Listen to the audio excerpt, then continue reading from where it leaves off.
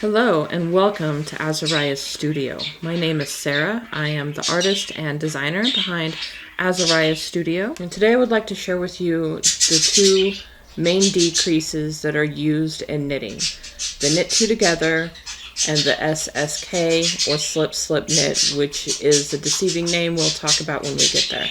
If you want to knit along with me, just follow these instructions here.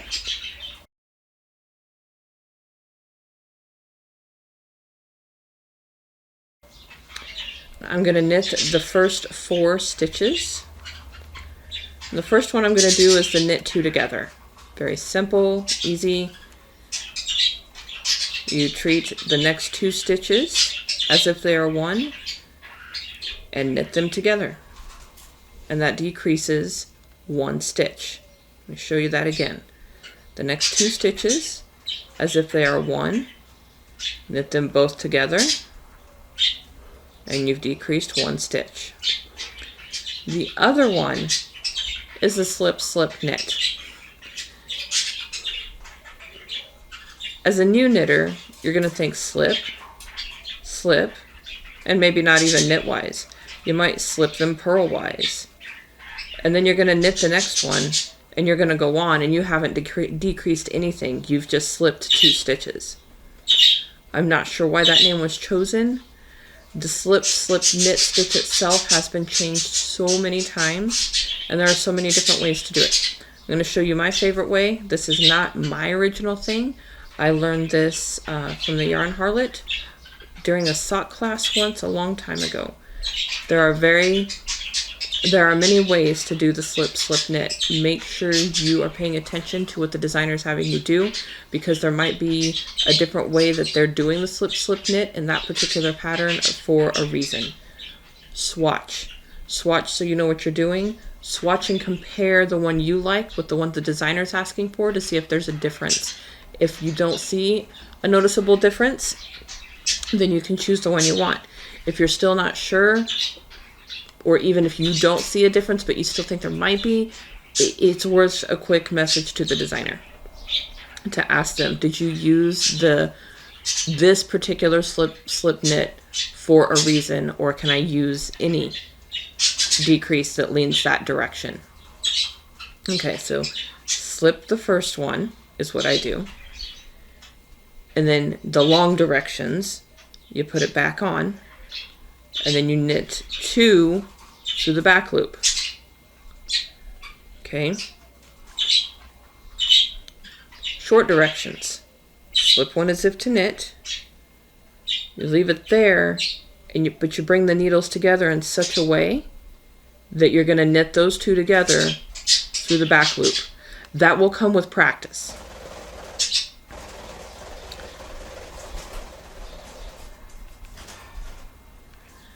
I'm going to purl this back, knit 2, and then purl to the last 2.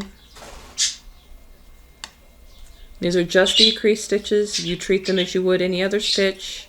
If you're working along with me here, it's going to pull in a little bit because we decreased a bunch of stitches, and then knit the last 2. So this one is a knit 2 together, and this one is a knit 2 together. This one is the version of the SSK that I just did, as is this one with the shorter directions. This is the SSK that I prefer.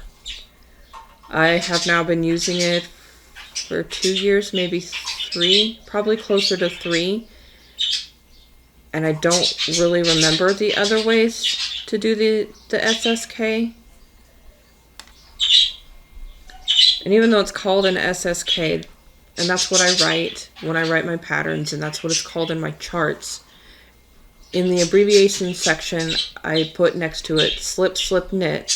Then in parentheses, I say C stitches, because I have a stitches box in all of my patterns that explain the stitches, and the SSK is written out in every pattern since at least last year, maybe the year before, that I published as to how I am doing it, because it was during COVID when there was, little else to do outside of the house, so you fill the time. is during COVID that I learned that there are so many ways to do the slip knit. Let's see, I think I used to do it this way: slip both of them and then knit them. Then knit them through the back loop, and I think that's the original meaning behind the slip knit, is that it's applying to these 2 stitches. You slip it, and then you knit it through the back loop, and you can see that there's a shortcut to that as well. You don't have to replace them back onto this needle. You can just maneuver the needle so that this one's in the back. And I know there's at least one other way, but I am drawing a complete blank on it right now. Slip knit that I like is basically a slip. I guess you could call it. Then you slip it back, and then you knit them through the back loop. But ultimately, only the first one gets twisted, and it lays nicer, because when they're both twisted,